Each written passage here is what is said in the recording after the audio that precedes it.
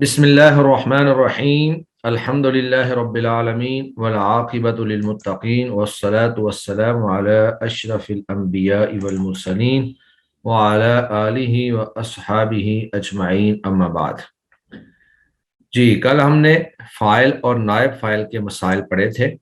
چونکہ لوگ کم ہیں تو جتنے لوگ موجود ہوں گے انشاءاللہ ان سے ہم سن لیں گے، باقیوں کو پھر ہم اللہ کے سپرد کرتے ہیں۔ تو افشین ثاقب صاحبہ آپ بتائیے۔ السلام علیکم ورحمۃ اللہ وبرکاتہ۔ جی وعلیکم السلام ورحمۃ اللہ وبرکاتہ۔ فائل کا بتاؤں یا نائب فائل کا؟ فائل کا فائل فائل کی کتنی اقسام ہیں پہلے تو یہ بتائیں۔ فائل کی دو اقسام ہے، فائل اور نائب فائل۔ اور فائل کی یہ تعریف ہے کہ ایسا اسم فائل کی دو مرفوع اقسام ہیں، یعنی کہ فائل اور نائب فائل۔ نائب فائل تو بالکل الگ ہے۔ فائل کی دو اقسام ہیں، اس میں ظاہر اور اس میں ضمیر۔ ہاں جی ہاں جی بتائیں، ہاں اس جی، میں ظاہر کی کیا مثال ہے؟ اس میں ظاہر کی مثال ہے جس میں فائل جو ہے وہ ظاہر ہو، مثلا حامد، یعنی کہ جو نام سے شروع ہو، جالسا۔ ہاں جی یہ بھی جالسا حامد، اس میں ظاہر ہے۔ ہاں جی یہ اس میں ظاہر ہے۔ اور جو مستتر ہو یعنی کہ وہ چھپا ہوا ہو، اس میں اس کا جو ضمیر ہے نا وہ نظر نہیں آ رہا ہوتا، جیسے کہ پتہ نہیں میں نے اتنا پڑھا ہے پھر الرجل قام۔ ہاں جی اس میں جو کام ہے نا، اس میں ہوا یعنی کہ اس کی ضمیر جو ہے وہ چھپی ہوئی ہے۔ اور یہ زبر اس وجہ سے ہے کہ وہ مبنی ہے، اس وجہ سے کہ وہ اپنا وہ نہیں چھوڑتا، لیکن یہ ہے رفعی حالت میں۔ صحیح، چلیں جی ماشاءاللہ بارک اللہ فیک۔ آپ ابھی تھوڑا سا وہ چونکہ جلدی میں سنا رہی ہیں تو اس لیے آپ کے ذہن میں نہیں آ رہا ہے، دوبارہ سے آپ سے سن لیں گے۔ جی حماد رفیع صاحب آپ آگے سنائیں کہ فاعل کے ساتھ فعل جو ہے وہ کیسا آتا ہے؟ اگر فاعل اس میں ظاہر ہو تو اس کے ساتھ فعل کیسے آئے گا؟ سر اگر فاعل جو ہے اس میں ظاہر ہوگا تو فعل جو ہے وہ پہلے سیغے کے اندر آئے گا، وہ اس کے اندر عدد کو فالو نہیں کرے گا اور واحد کی شکل میں آئے گا۔ اور یعنی واحد کا اگر اس صیغہ میں آئے گا۔ ضمیر ہو، ہاں جی واحد کا صیغہ آئے گا۔ اگر وہ اس میں ضمیر ہے تو وہ پھر جو ہے اور اس اس کو میں فالو کرے اس گا۔ میں ظاہر ہے، اس میں مذکر مؤنث کا لحاظ رکھا جائے گا کہ نہیں؟ اس میں سب مذکر مؤنث کا لحاظ رکھا جائے گا۔ صحیح، چلے اس کی مثالیں دے دیں سب کی۔ جیسے اس میں ظاہر کی مثال ہے کہ جالسا طالبو، جالسا طالبو۔ ٹھیک ہے، اور اس میں ضمیر کی جو اس میں ضمیر تو ابھی آپ نے بیان ہی نہیں نہ کیا، اس کو چھوڑیں، اس میں ظاہر کی ساری مثالیں دیں۔ جالسا طالبو اور جالسا طالبان۔ ٹھیک ہے، جالسا طالبہ تو جیسے مونس کے اندر اگر لے لیتے ہیں، اور اس میں جالسا طالبانی میں آپ دیکھ جالسا جو ہے واحد کا صیغہ آ رہا ہے، جبکہ طالبانی آگے تسنیہ کا صیغہ۔ ٹھیک ہے، اور جمع کی مثال فاعل جمع ہو۔ فاعل سر ایسے ہی لیں گے ہم، جلسہ طالبون۔ ٹھیک ہے، یعنی کہ تینوں حالتوں میں فاعل بدلا ہے، ایک جگہ فاعل واحد تھا، پھر تثنیہ تھا اور پھر جمع تھا، لیکن تینوں حالتوں میں فعل جو ہے وہ واحد کا صیغہ ہی رہا ہے۔ اور اگر مؤنث آ جائے تو پھر مؤنث میں فعل کا صیغہ مؤنث کا ہو جائے گا لیکن واحد ہی رہے گا، جیسے جلست طالبۃ۔ اور آگے تثنیہ کی مثال کیسے بنے گی؟ جلست طالبات، طالبۃ طالبتانی، جلست الطالبتانی اور جلست الطالبات۔ چلیں آگے جی وقاص خان صاحب آپ بتائیں، اگر فاعل جو ہے وہ اس میں ضمیر ہو تو پھر فعل کیسا آتا ہے؟ ہاں جی وقاص خان آپ سنائیں گے یا نہیں سنائیں گے؟ جی وقاص خان صاحب تو نہیں سنانا چاہ رہے ہیں۔ چلیں اب ہم آگے جو لیسن ہے وہی پڑھتے ہیں انشاءاللہ۔ جی بسم اللہ الرحمن الرحیم۔ ہمارا جو لیسن چل رہا ہے وہ ہے اسماء مرفوعہ، یعنی وہ اسماء جو کہ مرفوع ہوتے ہیں، اور وہ ہم نے 8 پڑھے تھے، جن میں سے ایک فاعل ہے، دوسرا نائب فاعل ہے، اور اس کے بعد پھر تیسرا مبتدا اور خبر تھا، اور اس کے بعد پھر آگے مبتدا اور خبر پہ بہت ساری چیزیں آتی ہیں. کبھی حروف مشبہ بالفعل آ جاتا ہے، اور کبھی جو ہے وہ افعال ناقصہ آ جاتے ہیں، کبھی ما ولا مشابہ بلیسا آ جاتا ہے، اور کبھی جو ہے وہ لا نفی جنس جو ہے وہ آ جاتا ہے. تو ہوتے ہیں وہ مبتدا اور خبر ہی ہیں، لیکن جب یہ چیزیں ان کے اوپر آ جائیں تو پھر مبتدا کو ان کا اسم اور خبر کو ان کی خبر کہا جاتا ہے. تو فاعل اور نائب فاعل کی تفصیلات ہم پڑھ چکے ہیں. آج ہم انشاءاللہ مبتدا اور خبر کے بارے میں پڑھیں گے. تو جس طرح فاعل اور نائب فاعل دونوں مرفوع ہوتے ہیں، اسی طرح مبتدا اور خبر یہ دونوں بھی مرفوع ہوتے ہیں. تو فاعل اور نائب فاعل یعنی کوئی بھی اسم اگر فاعل بن رہا ہو یا نائب فاعل بن رہا ہو، اسی طرح کوئی بھی اسم اگر مبتدا بن رہا ہو یا وہ خبر بن رہا ہو تو وہ مرفوع ہوگا. تو مبتدا اور خبر جو ہے وہ ہم ان کی ہلکی سی تفصیل پیچھے بھی پڑھ چکے تھے، جہاں جملہ اسمیہ اور جملہ خبریہ کی تعریف ہم نے پڑھی، لیکن تفصیلات ان کی ہمارے آج کے سبق کے اندر بیان کی جائیں گی. سب سے پہلے ہے مبتدا. تو یہ مبتدا سے مراد وہ اسم ہوتا ہے جو بالکل جملے کے شروع میں ہو، یعنی اس سے پہلے کوئی چیز نہ ہو، کوئی عامل یا کوئی اسم کوئی فعل اس سے پہلے نہ ہو، جملہ جو ہے وہ شروع ہی اس سے ہو رہا ہو. جیسے ہم نے مثال پڑھی تھی زید قائم، زید قائم. تو یہاں پر جو تعریف بیان کی گئی ہے وہ یہ ہے کہ وہ اسم مرفوع جو لفظی عامل سے خالی ہو. تو یہاں سے مراد وہ اسم ہے جو لفظی عامل سے خالی ہو، یعنی اس کے اوپر ابھی تک کوئی عامل نہ آیا ہو، تو اس کو مبتدا کہا جائے گا. تو زید عالم، زید عالم ہے. اور دوسرا لکھا ہوا ہے اور مسند الیہ ہو، یعنی اس کی طرف کسی چیز کی نسبت کی گئی ہو. جیسے زید عالم میں عالم ہونے کی نسبت، علم کی نسبت جو ہے وہ زید کی طرف کی جائے گی. تو زید ہے وہ مسند الیہ ہے. وہ کہتے ہیں ایک تو یہ ہے، اور دوسرا یہ ہے یا پھر ایسی صفت ہو جو حرف نفی یا حمزہ استفہام کے بعد واقع ہو کر اس میں ظاہر کو رفع دے. یعنی یا پھر وہ جو مبتدا ہے وہ ایسی صفت ہو. تو مبتدا جو ہوتا ہے ایک تو وہ اسم مرفوع ہے جو لفظی عامل سے خالی ہو اور مسند الیہ ہو، یا پھر وہ ایسی صفت ہوتی ہے جو حرف نفی یا حمزہ استفہام کے بعد واقع ہو کر اس میں ظاہر کو رفع دے. تو صفت سے مراد جس طرح کہ ہم نے پیچھے پڑھا کہ وہ اسم فاعل بھی ہو سکتا ہے، اسم مفعول بھی ہو سکتا ہے، اور جو اسم فاعل کے بعد چیز آ رہی ہوتی ہے وہ فاعل کہلاتی ہے، اور جو اسم مفعول کے بعد چیز آ رہی ہوتی ہے وہ نائب فاعل کہلاتی ہے. تو جس طرح فعل جو ہے وہ اپنے فاعل کو رفع دیتا ہے، اسی طرح اسم فاعل جو ہے وہ بھی اپنے فاعل کو رفع دیتا ہے. جیسے الطالب مجتہد، مجتہد، یا آگے جو مثال ہے وہ ہے ما قائم الزیدانی. تو اسم مفعول جو ہے جس طرح فعل مجہول جو ہے وہ اپنے اسم کو رفع دیتا ہے، اس طرح اسم مفعول جو ہے وہ بھی اپنے نائب فاعل کو رفع دے گا. تو اس کی دونوں شکلیں ہو سکتی ہیں، اور ان دونوں شکلوں میں ہی یہ مبتدا کہلائے گا، دونوں شکلوں میں ہی یہ مبتدا کہلائے گا.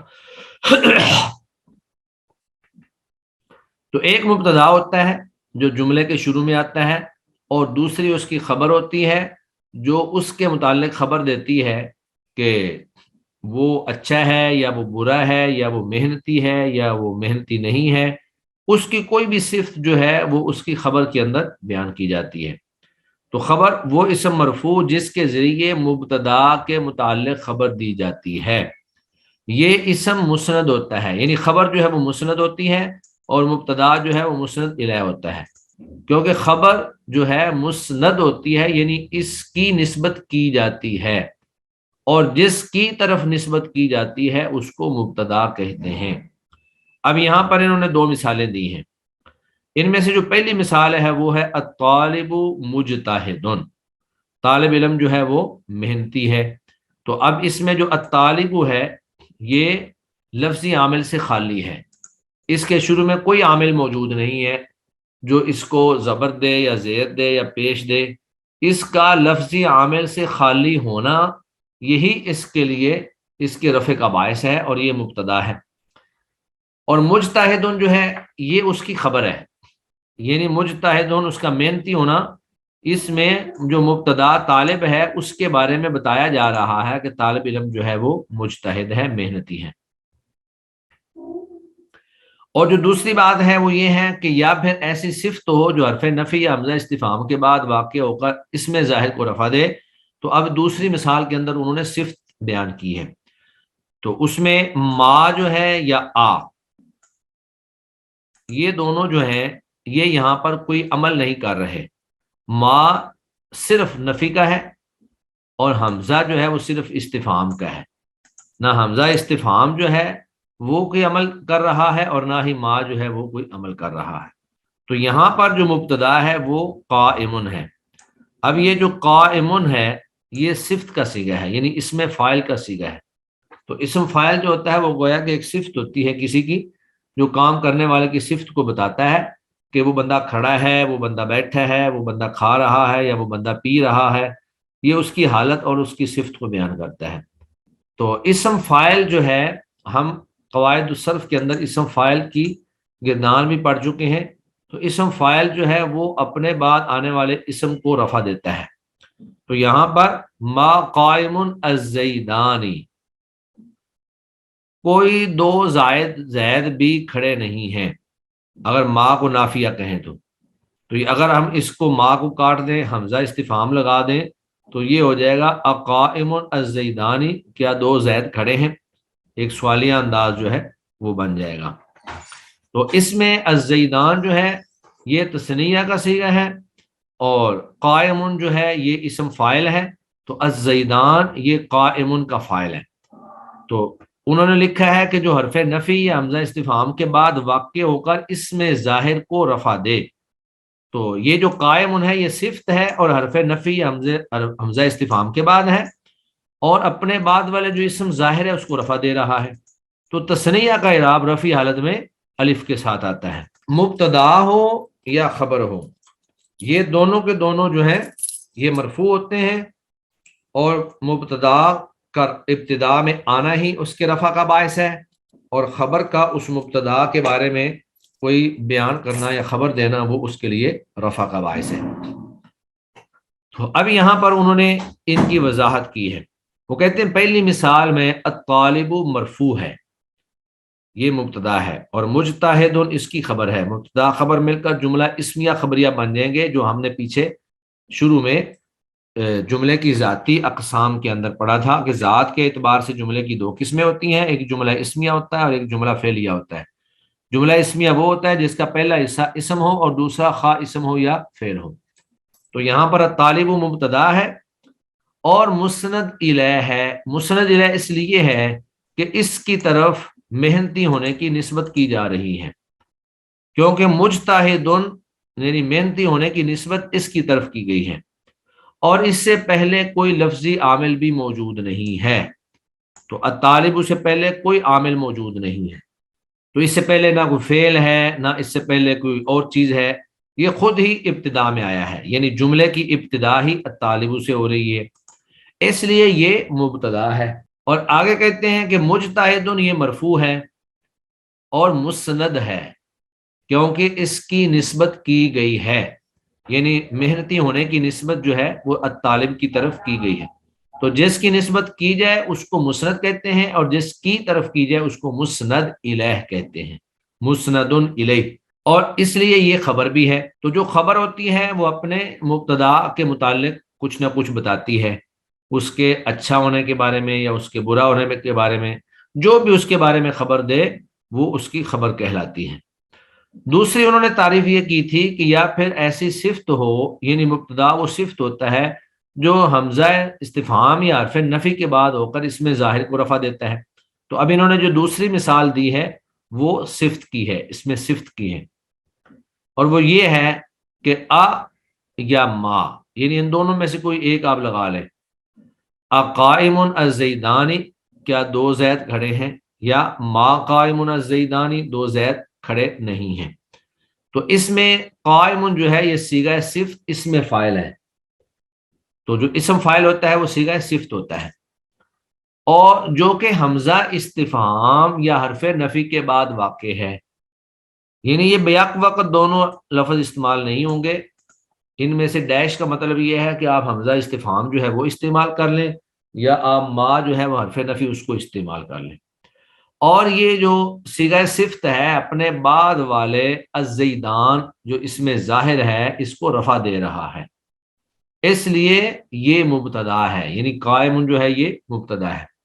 تو اس کی جو ترکیب ہے وہ بھی ایسے ہی ہوگی کہ قائم یہ مبتدا اور الزیدانی یہ اس کی خبر، مبتدا اپنی خبر سے مل کر جملہ اسمیہ خبریہ ہو گیا۔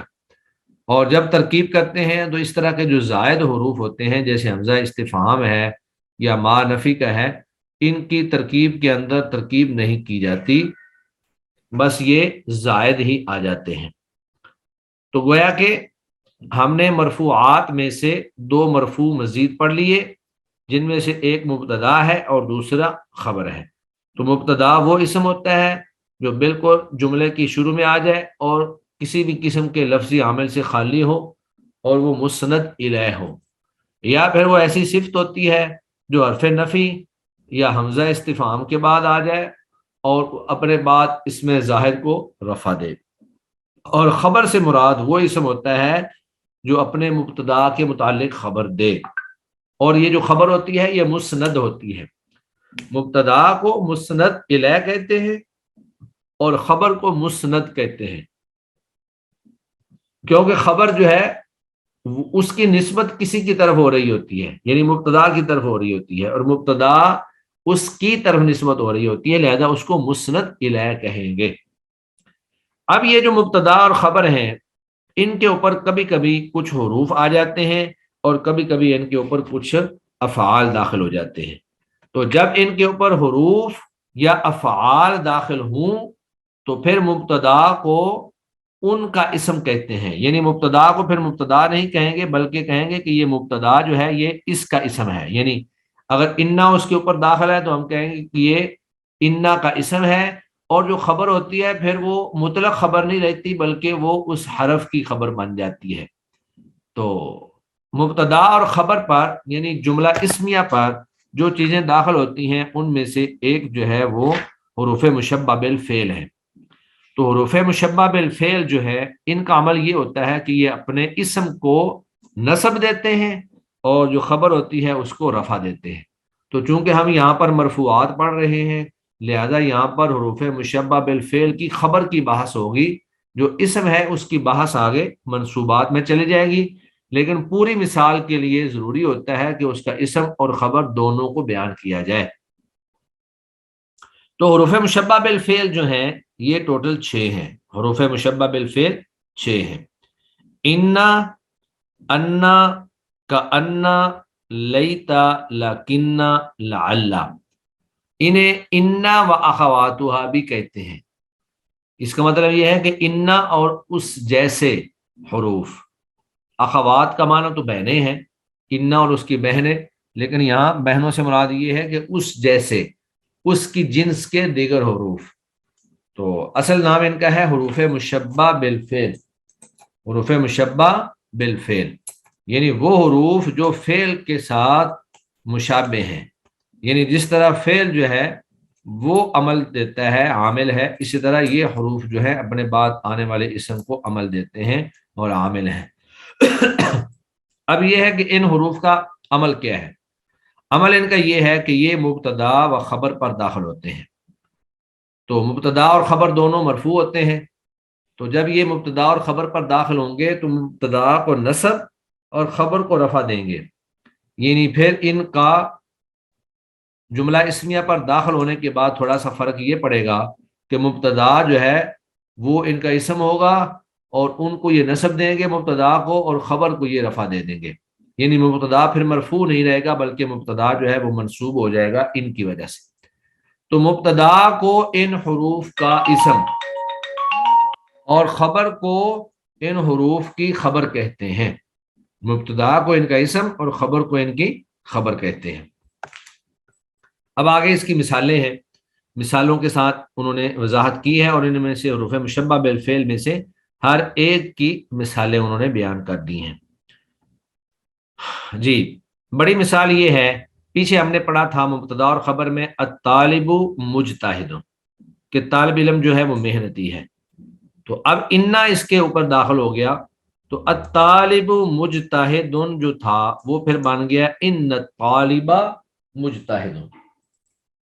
ان الطالب مجتہد، یعنی جو مبتدا تھا اس کو انا نے نصب دے دی اور جو خبر تھی اس کو انا نے رفع دے دیا، تو یہ بن گیا ان الطالب مجتہد. اب اس کو ان الطالب مجتہد نہیں کہیں گے جیسے پیچھے الطالب مجتہد تھا. تو یہ انا کی وجہ سے اس کا اعراب جو ہے یہ انا کا اسم ہے، یعنی مبتدا جو ہوتا ہے وہ انا کا اسم کہلاتا ہے اور جو خبر ہوتی ہے وہ انا کی خبر کہلاتی ہے. تو وضاحت، الطالب انا کا اسم ہے اس لیے منصوب ہے، اور مجتہد انا کی خبر ہے اس لیے مرفوع ہے. تو مرفوعات میں خبر آئے گی، جو انا کا اسم ہے وہ منصوبات میں شمار ہوگا کیونکہ انا کا اسم جو ہے وہ منصوب ہوتا ہے. جی اب آگے انہوں نے ان تمام کے تمام جو حروف مشبہ بالفعل ہیں ان کی ایک ایک مثال جو ہے یا دو دو مثالیں انہوں نے دے دی ہیں. انا و اخواتها، انا اور اس جیسے دیگر حروف یعنی حروف مشبہ بالفعل. اب اس کی مثال ہے، انا کی مثال ہے ان اللہ لطیف خبیر.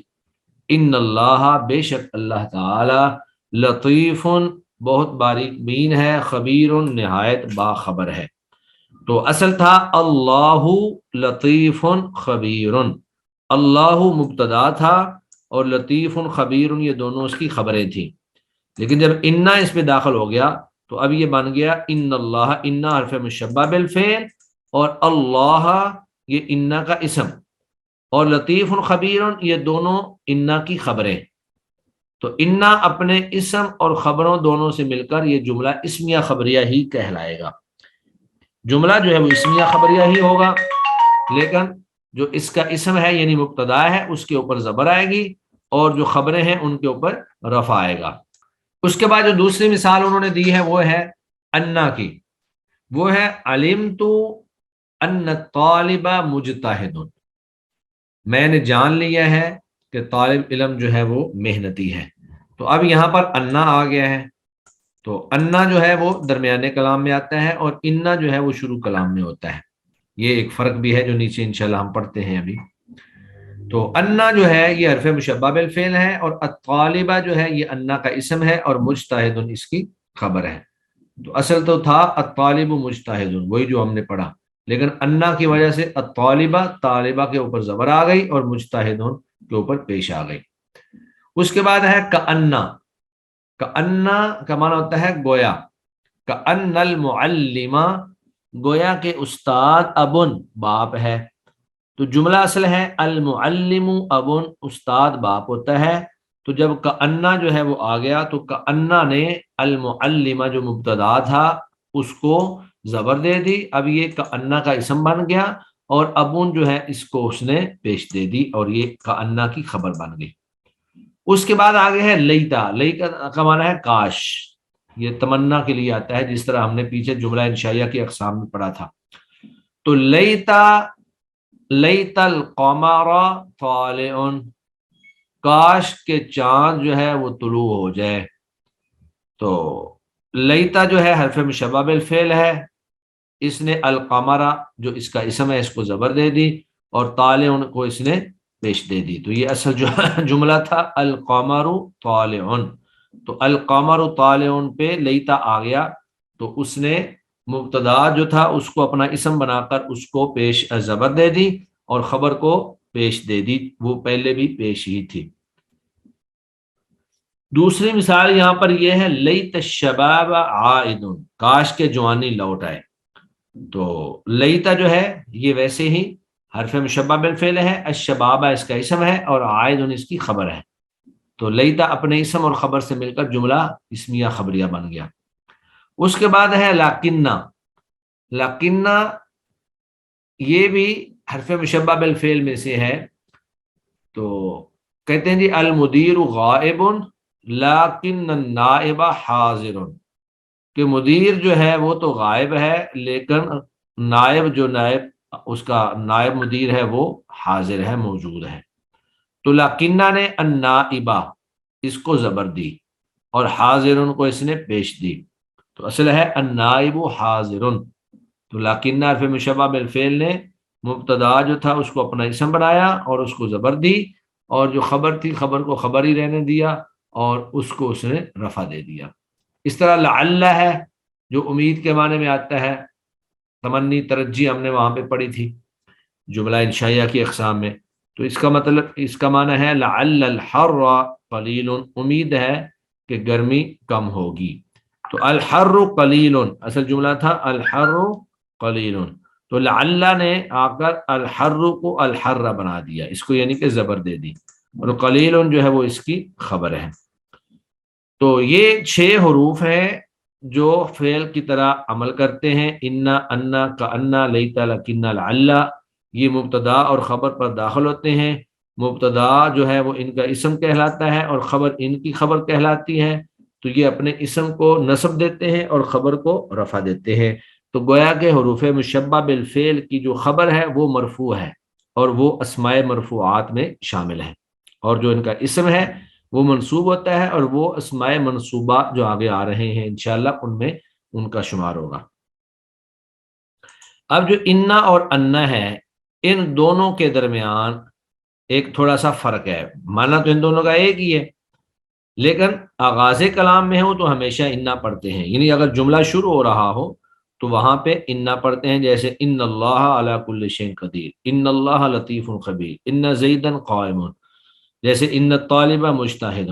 اور درمیانے کلام میں آئے تو عموماً انا پڑھتے ہیں، یعنی درمیانے کلام میں آ جائے جیسے علمت ان الطالب مجتہد، جیسے بلغنی مجھے یہ بات پہنچی ہے کہ ان سعیدا حاضر، کہ سعید جو ہے وہ حاضر ہے، تو یہ اس کے درمیانے کلام میں آنے کی مثال ہے۔ تو گویا کہ اگر شروع کلام میں ہو تو انا زیر کے ساتھ، اور اگر درمیانے کلام میں ہو تو انا زبر کے ساتھ جو ہے یہ استعمال ہوگا۔